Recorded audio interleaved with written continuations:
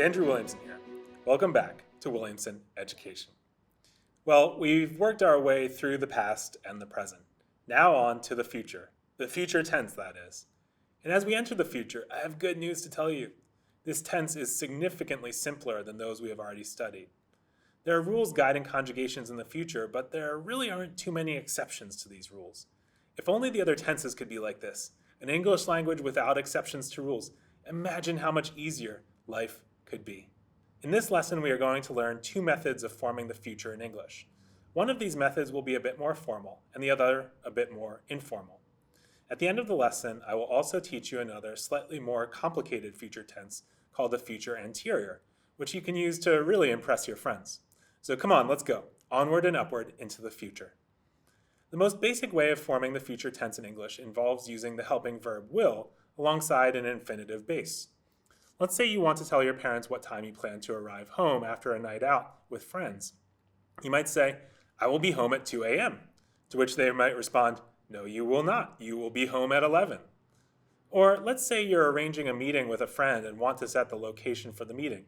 You could say, "I will see you at the cafe at 2 p.m. Your friend might respond, "I'll catch you later."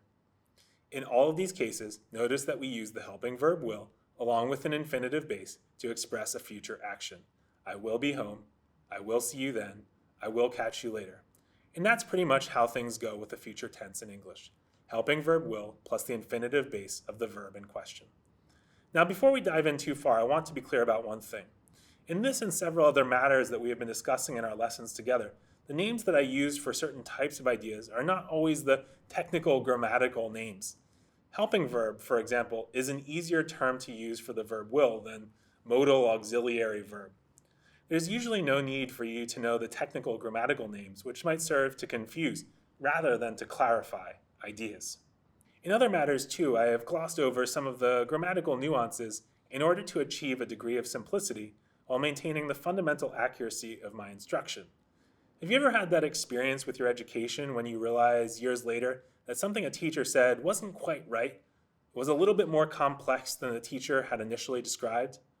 Oftentimes, that's how education works best, by using partial truths that get replaced at later, higher stages of learning with more sophisticated structures. Now, generally speaking, the structure I have just described for forming the future tense, that is, will plus infinitive base, strikes most native English speakers as somewhat formal. It's also used to indicate a future that will happen substantially in the future. But what do you do if you want your English to sound slightly less formal, slightly more conversational? Well, I have just the tool for you. It's called the going to future. Let's look once again at some of those example sentences that we formed a moment ago. You're coming home late from a party, and you say to your parents, "I'm going to be home at 2 a.m. Notice how we have formed this version of the future. We use the present tense conjugation of the verb to go with the helping verb to be, followed by the infinitive verb in question. And that's in fact how we form the going to future. We take the appropriate present tense conjugation of the verb to go with the helping verb to be, and then add an infinitive to it. This version of the future sounds a bit more informal, a bit casual, a bit more conversational. Let's take some other examples of the going to future so that you can see how it works. Are they coming to the show next week? They're going to come, I think. Is she going to mow the lawn this afternoon? I believe that she is going to mow it, yes. Are we going to have a chance to meet the singer? We're going to have that chance, yes, I believe so. Generally speaking, the will plus infinitive method for the future tense describes actions that happen at some remove from the present moment, while the going to future describes actions that are about to happen or that are happening relatively soon. Sometimes these two versions of the future are interchangeable, meaning that either one could be used. At other times, though, only one or the other will be appropriate.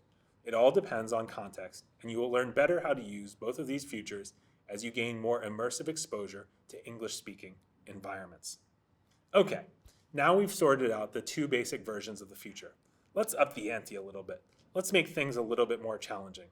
I'm about to teach you a future tense that even many native speakers of English don't know about or don't know how to use properly. It has a fancy name. It's called the future anterior, and it is used to express a future event that takes place prior to another future event. Remember how in the past tense we had that distant past tense, that pluperfect, which is used to distinguish between two past tense actions? Well, there's something similar in the future, and it's called the future anterior. Perhaps the best way to dive into the future anterior is to give you an example. Here it is.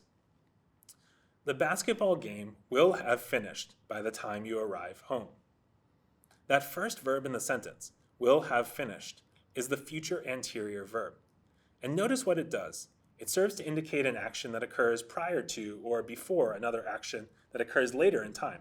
In this case, the later action is the arriving home. The basketball game finishes first, and then you arrive home second. The future anterior here suggests a potential disappointment. You will not get to see the end of the basketball game. Sorry. Let's look at another example of the future anterior. Here it is. By the time you land in England, I will have already completed the meeting with my boss. Here, I have rearranged the order of the verbs, but the idea is the same. The completing of the meeting with the boss happens prior to the arriving in England. And here, once again, the verb will have already completed is the future anterior verb. In this instance, the use of the future anterior expresses a sense of missed opportunity. The meeting with the boss may be stressful, and the speaker of the sentence might wish that the person they are talking to could contribute some advice about how to manage the meeting. Alas, that person will be in flight.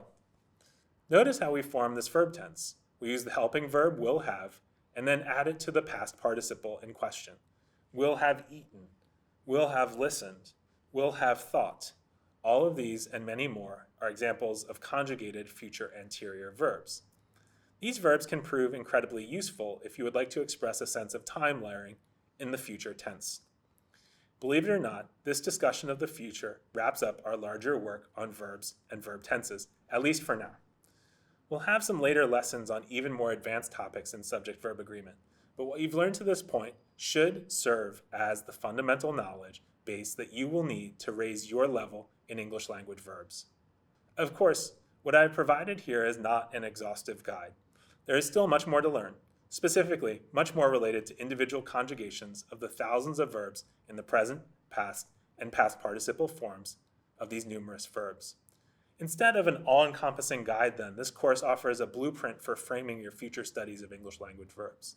If you study and restudy these lessons, you will have an outline, an architecture for framing the countless verbs and conjugations you will learn over the course of your time immersed in English-speaking environments.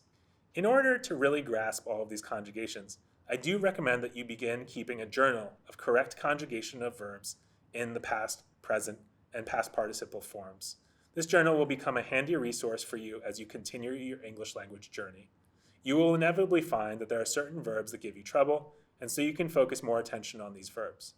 What was difficult will become easy. What was easy? Natural. That's the natural progression of language learning, and I am so pleased to be walking this path alongside of you. Next time, we'll turn our attention to the logical next step of our learning together, syntax and sentence structure. That's all for now. Spread the word.